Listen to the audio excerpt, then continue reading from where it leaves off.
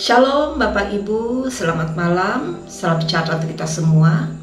Kembali pada malam hari ini, kita boleh bersama membaca dan merenungkan bagian dari firman Tuhan, edisi Senin 23 Oktober 2023. Sesuai dengan nas amanat Gereja Kalimantan Evangelis, firman Tuhan yang mau kita baca dan renungkan bersama, yaitu dari kitab Daniel pada pasal 3, ayat 1 sampai dengan 18.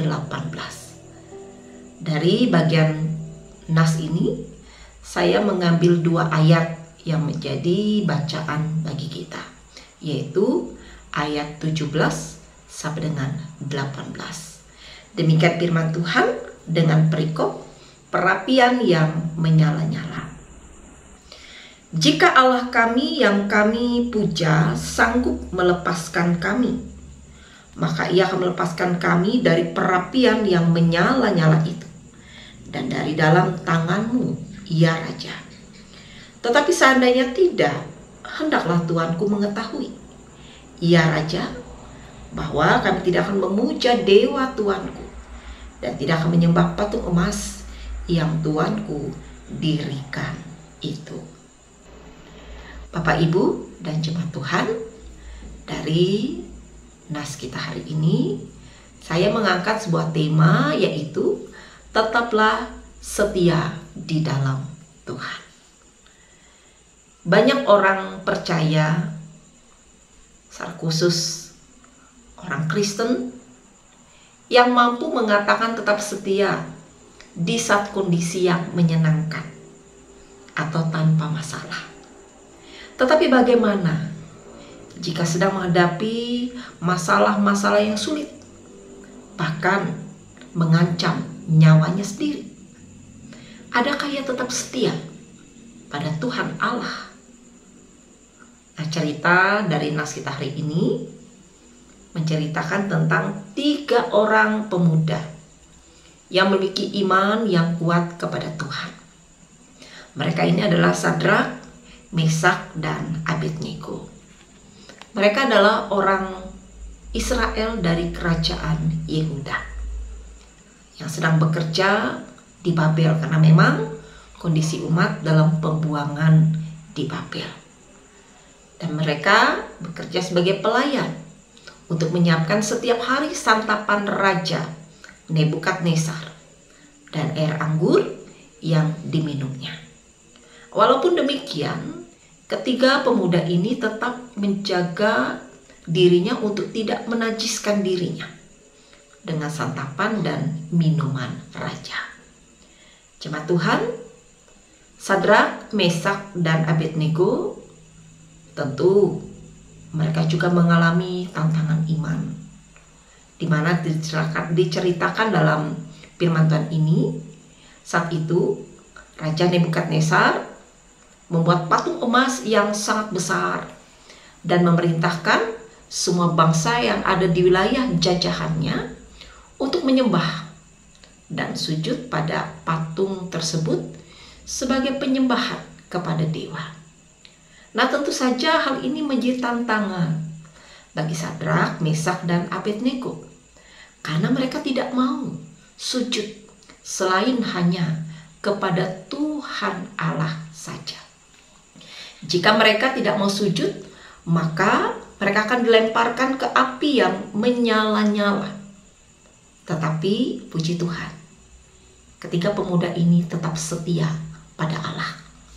Sehingga ketika sikap penolakan mereka yang tidak mau sujud kepada patung itu diketahui oleh Raja Nebukadnezar, maka mereka dipanggil oleh Raja dan diberikan kesempatan untuk memilih, yaitu bila mereka mau sujud, maka akan dilepaskan dari hukuman perapian tersebut.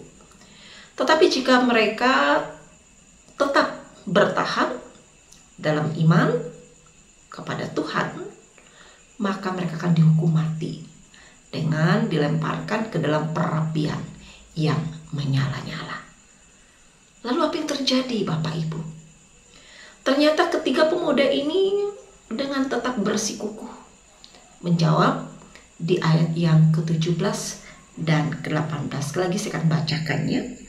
Jika Allah kami yang kami puja sanggup melepaskan kami, maka Ia akan melepaskan kami dari perapian yang menyala-nyala itu, dan dari dalam tanganmu, ya Raja. Tetapi seandainya tidak, hendaklah Tuanku mengetahui, ya Raja, bahwa kami tidak akan memuja dewa Tuanku dan tidak akan menyembah patung emas yang Tuanku dirikan itu. Luar biasa, iman yang sungguh hidup di dalam Tuhan. Sekalipun Allah tidak menolong mereka, mereka tetap setia dan tidak akan mengikuti apa menjadi perintah Raja Nebukadnezar untuk menyembah patung tersebut. Karena mereka percaya Allah menjadi sumber kekuatan dan keselamatan mereka. Ibu, Bapak, dan jemaat, iman dan pengharapan Sadrak, Mesak, dan Abednego hanya terpaut kepada Allah.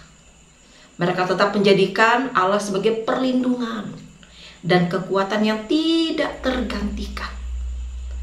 Mereka lebih takut pada murka Allah daripada pada kemarahan manusia. Seandainya Allah tidak menolong pun, mereka tetap memilih untuk taat kepadanya.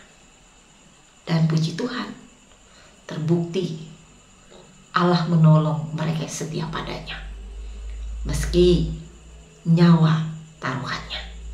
Dimana ketiga pemuda ini tidak terbakar, meskipun mereka dicampakkan ke dalam perapian yang menyala-nyala. Jemaat yang diberkati, belajar dari firman Tuhan ini tentunya mengingatkan kita sebagai umat percaya di masa kini untuk tetap setia meski masalah-masalah hidup mendera, bahkan nyawa taruhannya di tengah tantangan dunia yang penuh dengan bahaya ini. Jangan sampai iman kita kendor, bahkan meninggalkan Allah, karena rasa takut akan pergumulan hidup yang kita alami. Namun tetaplah setia, karena Allah kita adalah Allah yang setia. Yakin dan percayalah, Ia ada bersama dengan kita, yang berani mempertahankan iman dan kesetiaan kita kepadanya. Mari Bapak Ibu, tetaplah berkomitmen bahwa kita berani berkata tidak terhadap dosa. Kita berani mempertahankan iman dan kesetiaan yang tidak tergoyahkan, serta tetaplah mempercayai bahwa Tuhan Allah melebihi apapun di dalam situasi hidup kita.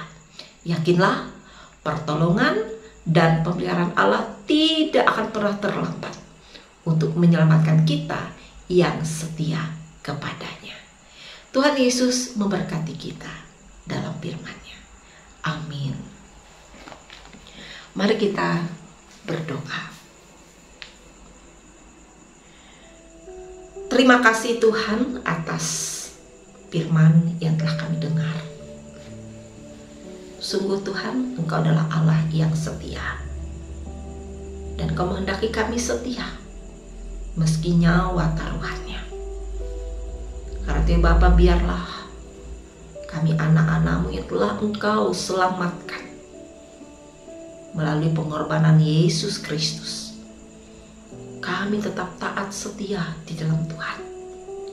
Apapun masalah yang mendera, apapun penderitaan, pencobaan yang kami alami, kami tetap setia dan percaya Allah ada menyelamatkan kami. Tuntun kami Tuhan agar tetap menjadi alat di tangan-Mu. Tuntun kami agar tetap mengaku bahwa Engkau Tuhan dan penolong bagi kami. Ampuni dosa dan salah kami ya Bapa. Layakkanlah kami hidup benar di hadapan-Mu. Terpujilah nama-Mu. Di dalam nama Yesus Kristus kami berdoa dan bersyukur.